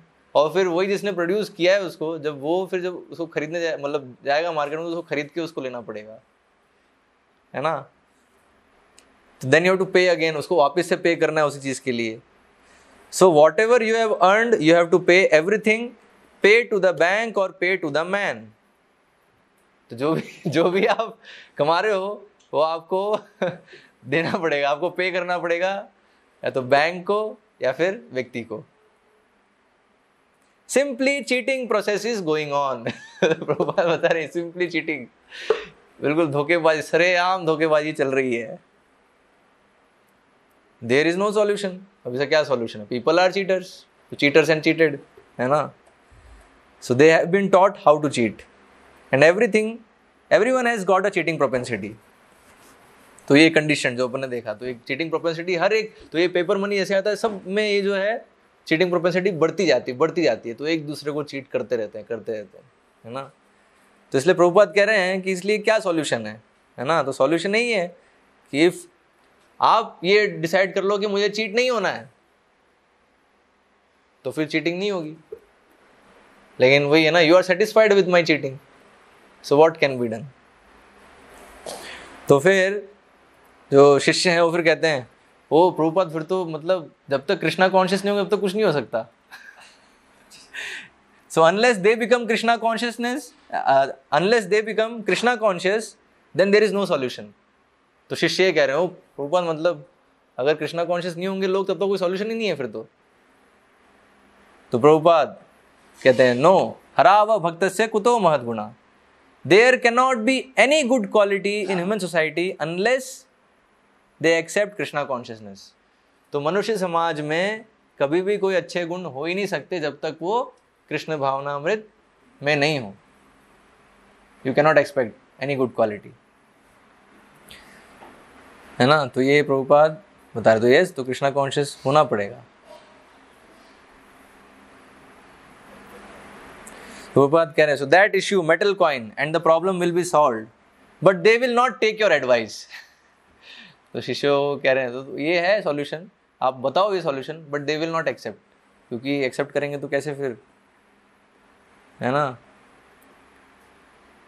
तो अभी जो प्रजापति नाम के जो शिष्य हैं तो कह रहे हैं प्रभुपाद हम प्रयास करेंगे, है ना, हम जो हैं इसको हम रख रहे हैं सामने लेजिस्लेशन में, और जो जितने भी श्रेष्ठ लोग हैं समाज के उनके सामने हम इस चीज़ को रखने का प्रयास कर रहे हैं गंभीरता से, तो हो सकता है कि वो इसको स्वीकार करें। तो प्रभुपाद कह रहे हैं so how will you present it, लेकिन तुम कैसे उनको प्रस्तुत करोगे ये सब। The cheating process is going on, जो धोखेबाजी वो तो चल रही है। Unless you become God conscious the cheating process will not stop. तो जब तक आप कृष्णा कॉन्शियस नहीं होगे तब तक ये धोखाधड़ी जो है वो रुकने वाली नहीं है। So there is no solution. तो इसलिए बताया नहीं, material problems, spiritual solutions, the only solution is Krishna consciousness, है ना। सिर्फ सारी समस्याओं का समाधान एक ही है कि हमें कृष्ण भावना भावित होना होगा, है ना। तभी जो है, तभी हम ये चीज़ इस तथ्य को दृढ़ता से स्वीकार कर पाएंगे ना कि हमें ये जो पेपर मनी है, नोट है, ये नहीं चाहिए, नोट को नहीं है ना। We have to become cashless, है ना, नो नीड ऑफ कैश। तो कैशलेस का मतलब ये नहीं है कि अभी तो बैंक में, है ना, वो जो डिजिटल करेंसी, आप सोचो ये तो अभी इसमें कम से कम प्रिंट तो करना पड़ रहा है, वो डिजिटल करेंगे तो क्या हो जाएगा। फिर तो बहुत आसान हो जाएगा। डिजिटल में बस नंबर का खेल है, नहीं, नंबर बस इधर से उधर करने हैं बस।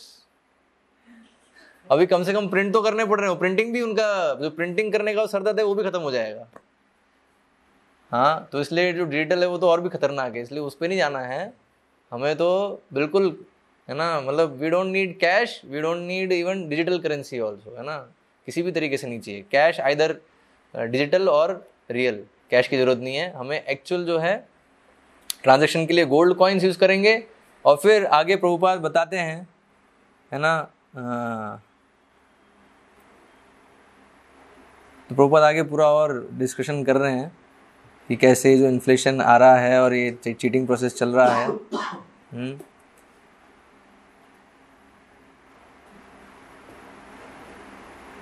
और हाँ, अभी तो क्या है वहाँ पे बता रहे हैं, शिष्य कह रहे हैं कि they won't let you have any gold. मतलब जैसे हम बात कर रहे हैं गोल्ड कॉइन्स हम यूज़ करेंगे ट्रांजेक्शन के लिए, तो अभी नियम बना दिया है कि आप गोल्ड रख नहीं सकते और गोल्ड कॉइन्स तो बिल्कुल नहीं रख सकते। सो प्रभुपाद फिर पूछ रहे, oh now they have made law that you can not store gold. तो अभी उन्होंने नियम बना दिया है कि आप जो स्वर्ण है उसको स्टोर भी नहीं कर सकते। तो बहुलाश है ना। तो शिष्य कहते हैं हाँ, यस, वो बताते हैं दैट्स बीन सिंस 1933। तो अमेरिका में ये नियम था 1933 से। 1933 से नियम लागू हो गया था कि आप कोई भी गोल्ड जो ऐसे स्टोर नहीं कर सकते। फिर प्रभुपाद कह रहे हैं जस्ट सी, देखो, है ना, Americans can not own gold, store gold, pretty soon they are going to pass the same law for silver. तो अमेरिकन जो हैं वो गोल्ड को स्टोर नहीं कर सकते, कुछ नहीं कर सकते, और सेम जो लॉ है वो सिल्वर के लिए भी आने वाला है थोड़े दिन में। तो प्रभुपाद कहते हैं just see, even they can not have ornaments, मतलब वो भी जो जेवर हैं, है ना, जेवरात हैं, वो भी नहीं पहन सकते। तो फिर शिष्य कहते हैं well you can have ornaments. Ornaments के लिए भी इतना वो नहीं किया है, कुछ ऑर्नामेंट्स पहन सकते हैं, ज्वेलरी में दिक्कत नहीं है, लेकिन ज्वेलरी के अतिरिक्त कुछ भी है वो अलाउड नहीं है। तो प्रभुपाद फिर कह रहे so by law they are cheating, so how you can stop. तो अभी लॉ भी बना दिया, नियम भी बना दिया पूरा चीटिंग प्रोसेस को सपोर्ट करने के लिए, तो कैसे आप इसको रोक सकते हो। तो इस तरह से फिर प्रभुपाद फिर बता रहे हैं कि सबसे पहले तो हमें कृष्णा कॉन्शियस होना होगा, है ना, एंड देन अच्छा यहाँ पे और डिस्कशन है, मतलब यहाँ फिर जो ये है कि अगर गोल्ड कॉइन्स यूज करेंगे तो फिर लार्ज स्केल जो इंडस्ट्रीज हैं वो फिर बंद हो जाएंगी, है ना। तो यहाँ प्रभुपाद कह रहे हो that will be good for the people, वो तो अच्छा होगा, because large scale transaction is there, therefore capitalist is hoarding, है ना। लार्ज स्केल ट्रांजेक्शन अलाउ कर पा रहा है ये पेपर मनी, इसलिए तो होर्डिंग कर पा रहे हैं ये लोग, ठीक है। तो goods are there, everything is there, you pay black price you get it, ठीक है। So then when somebody is hoarding he is not giving to the market, तो अभी वो होर्ड कर रहा है, वो स्टॉक कर रहा है, तो अभी मार्केट में वो दे नहीं रहा है। तो इसलिए if large scale industry and trade become stopped that is good for people. तो अगर लार्ज स्केल इंडस्ट्री और ट्रेड जो है वो अगर रुक जाता है तो बहुत अच्छा है। तो बेसिकली जो ग्लोबलाइजेशन और ये सब है ना, ये अगर खत्म तो बेस्ट है ना, क्योंकि इसके कारण ये लार्ज स्केल जो ट्रेडिंग, लार्ज स्केल बिजनेस और ये सब है, इसके कारण जो है ये होर्डिंग हो पाती है संभव, अन्यथा संभव नहीं है। अगर हमारी इकोनॉमी लोकल बेस्ड हो तो ये कभी संभव नहीं है इस तरह से स्केर्सिटी क्रिएट कर पाना। तो does that mean the same amount of gold is here, है ना। तो शिष्य पूछ रहे हैं कि तो अच्छा, तो इसका मतलब सेम अमाउंट ऑफ गोल्ड देना पड़ेगा, लेकिन वही है, वो डिस्कशन चल रहा है, तो उसमें बता रहे हैं कि कभी भी अगर गोल्ड होगा तो कभी भी इस तरह से वो स्टॉक नहीं कर पाएगा, लार्ज स्केल चल ही नहीं पाएंगे एंटरप्राइज एक्चुअली, है ना। Suppose if you want to store, अभी प्रभुपाद उदाहरण दे रहे हैं, suppose if you want to store 1000 kilos of rice, मान लो आपको 1000 किलो राइस जो है वो स्टोर करना है, ठीक है। तो उसके लिए फिर आपको you have to pay me gold, उतने अमाउंट का गोल्ड मेरे को आपको देना पड़ेगा, but you have no such gold, यानी एक्चुअल में उतने गोल्ड है नहीं आपके पास, ठीक है। Therefore large scale industry will be stopped, तो इसलिए लार्ज स्केल, तो इसलिए 1000 किलो कभी खरीद नहीं पाएगा। सो जस्ट सी, है ना। तो इस तरह से तो फिर शिष्य कह रहे हो oh then the price of rice would go very low, तो जो राइस का जो प्राइस है वो फिर कम जाएगा, वो कभी महंगा नहीं होगा कभी भी, है ना। तो प्रभुपाद कह रहे हैं yes, then you get the actual price and actual value. तो अभी जो है आपको एक्चुअल प्राइस मिलेगा और एक्चुअल वैल्यू मिलेगी। Goods are there any part of the world, there is enough commodity, है ना। किसी भी विश्व के किसी भी भाग में आप जाओ तो इनफ है, हर चीज जो भी हमारी जो आवश्यकता है वो इनफ है। But these rascals they are hoarding, लेकिन जो धूर्त हैं ये लोग क्या है, होर्ड कर रहे हैं, है ना। And they are not giving in right time, और फिर सही समय पे उसको देते नहीं है। सो पीपल आर सफरिंग, तो इस वजह से पीपल जो हैं, लोग जो हैं वो कष्ट झेल रहे हैं, है ना। तो ये जो है प्रभुपाद यहाँ बता रहे हैं एक्चुअल में इकोनॉमी कैसी होनी चाहिए। तो भी बहुत अच्छा डिस्कशन है ये, इसको हम फिर कल कंटिन्यू करेंगे अभी आगे, ठीक है। आगे प्रभुपाद बताएंगे कि ठीक है, तो एक्चुअल में फिर और किन किन चीज़ों में वैल्यू स्टोर की जा सकती है, स्टोरेज ऑफ वेल्थ। तो एक देखा हमने गोल्ड कॉइन्स, है ना, गोल्ड है, प्रीशियस मेटल्स जो हैं वो वेल्थ का स्टोरेज है, ठीक है। फिर और भी हैं चीज़ें जो हो सकती हैं, उसको हम कल देखेंगे। बट एज इफ नाउ आज का जो डिस्कशन है उसका कंक्लूजन क्लियर है, that there is no need of cash, depend on Krishna, ठीक है। तो अभी मैं समाप्त करेंगे। तो प्रश्न only 2 lakh devotees, only there are 2 lakh devotees and more than 7.3 billion people are involved. What is hope for world being saved from elite imprisonment, humans from digital currency? तो यही इसी के सॉल्यूशन को समझने के लिए हमें पूरा सेशन ऑर्गेनाइज किया है, पूरा जो ये स्पिरिचुअल इकोनॉमिक्स है। तो this spiritual economics is the solution. जो 2 लाख डिवोटीज हैं, they should understand this, that our society should be based on Krishna's principles, that is the solution, है ना। और आगे हम कल इसको और डिस्कस करेंगे सॉल्यूशन को। कुछ हद तक हमने सॉल्यूशन एक डिस्कस कर लिया है, that first thing that we have to understand is that हमें कैश, ये जो पेपर मनी है, इसको यूज़ करना बंद करना है। यूज़ करना बंद करना है, एकदम से नहीं कर पाएंगे, बट एटलीस्ट एक चीज़ समझनी है कि इसकी वैल्यू नहीं है, ठीक है। अभी एक्चुअल वैल्यू किस चीज़ की है, उसके लिए फिर हमें जो है कार्य करना है। वो हम कल के प्रवचन में देखेंगे कि एक्चुअल जो वैल्यूएबल चीज़ें हैं वो क्या क्या हैं, और उसके उत्पादन के लिए हम कार्य करें, ठीक है। And we don't depend on this elite. Why are we depending on this elite? जो 1% लोग हैं उस पर डिपेंड क्यों कर रहे हैं? उन पर डिपेंडेंस है इसलिए वो यूज़ कर पा रहे हैं ना। अभी लोन है, लोन क्यों ले पा रहे हैं हम? लोन ले रहे हैं हम, वो दे पा रहे हैं, कारण क्या है? हमारा ग्रीड, हमारा लालच। बस लालच आप छोड़ दो, है ना। जो ये सॉल्यूशन है इसका, है ना, that we will summarise in the end of this session, है ना, जो पूरा जो सेशन है सीरीज़ का। तो आई होप मतलब बहुत जल्दी हम इस पे आ जाएंगे, लेकिन कुछ हद तक हम डायरेक्शन समझ रहे हैं, है ना, कि first we have to understand कि we are getting cheated by this kind of system. तो अगर हम उस सिस्टम में रहेंगे तो चीटिंग होती रहेगी हमारे साथ। तो इसलिए क्या करना है, जो 2 लाख भक्त हैं नहीं, उनको समझना है कि हमें हमारा सिस्टम चाहिए, ठीक है। We should not be part of this demoniac system. तो इसलिए प्रभुपाद ने बताया, है ना, मेरा 50% कार्य बचा है।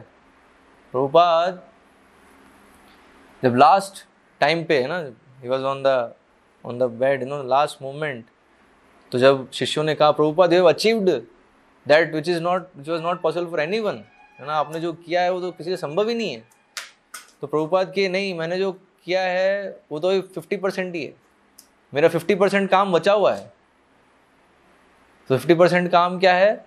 ये जो ऐसी जो वर्णाश्रम फार्म कम्युनिटीज़ हैं, है ना, जो भगवान के अनुसार है सिस्टम, और उसमें वो अर्थव्यवस्था, उसमें सारी जो व्यवस्थाएं हैं भगवान के अनुसार, तो वैसे हमें कम्युनिटीज़ एस्टैब्लिश करनी होंगी। तो अगर ये 2 लाख में, तो 2 लाख भी नहीं, अगर कुछ लोग भी उसमें से, अगर कुछ भक्त भी, अगर हज़ारों की मात्रा में भी अगर भक्त अगर इस चीज़ को समझें और ऐसी कम्युनिटीज़ को एस्टैब्लिश करने के लिए साथ में आए, so then there is no need to depend on this elite, है ना। ये जो एलाइट ग्रुप है उसके ऊपर डिपेंड करने की आवश्यकता हमें ज़रूरत नहीं पड़ेगी, क्योंकि हमारे पास हमारा जो आवश्यकता है वो हम खुद ही उत्पादन कर रहे हैं उसका, है ना। तो अभी वो चल रहा है नहीं नारा, आत्मनिर्भर भारत। तो आत्मनिर्भर वैष्णव समाज, है ना, वैष्णव समाज क्यों आत्मनिर्भर नहीं होता? और उससे पूरा विश्व आत्मनिर्भर हो, है ना। हमारी मतलब जो चेतना है वो संकुचित नहीं है कि बस मैं और मेरा, है ना। पूरा जो विश्व है वो पूरा परिवार है, वसुधैव कुटुंबकम। तो पूरा विश्व जो है वो एक्चुअली उसकी हर एक इकोनॉमी जो है लोकल इकोनॉमी होनी चाहिए। तो एटलीस्ट भक्तों को, भक्त समुदाय को एक ब्लूप्रिंट, एक आदर्श प्रस्तुत करना चाहिए कि इस तरह से जो है जब होगा समाज तो फिर कोई समस्या नहीं होगी, जो भी हमें अभी आधुनिक समाज में आ रही है समस्याएं। तो शुरुआत तो पहले समझने से, समझेंगे फिर कुछ कर पाएंगे, अभी समझ नहीं रहे, है ना। तो ये प्रयास हम कर रहे हैं कि समझने का, और समझेंगे तो फिर उस दिशा में कुछ कदम ले पाएंगे। तो प्रभुपाद ने सब हमें सॉल्यूशन दिया है, Prabhupada is already given all the solution. हम बस उसको क्रियान्वित नहीं कर पा रहे, उस पर चल नहीं पा रहे हैं, है ना। तो चलने का प्रयास करना है। तो इसलिए सॉल्यूशन क्या है? सॉल्यूशन यही है that you establish this farm communities, varnashrama farm communities. तो हमारी सारी इकोनॉमिक प्रॉब्लम सॉल्व है ना। रेफरेंस ऑफ दैट कन्वर्सेशन, ये जो कन्वर्सेशन है ये है मॉर्निंग वॉक है।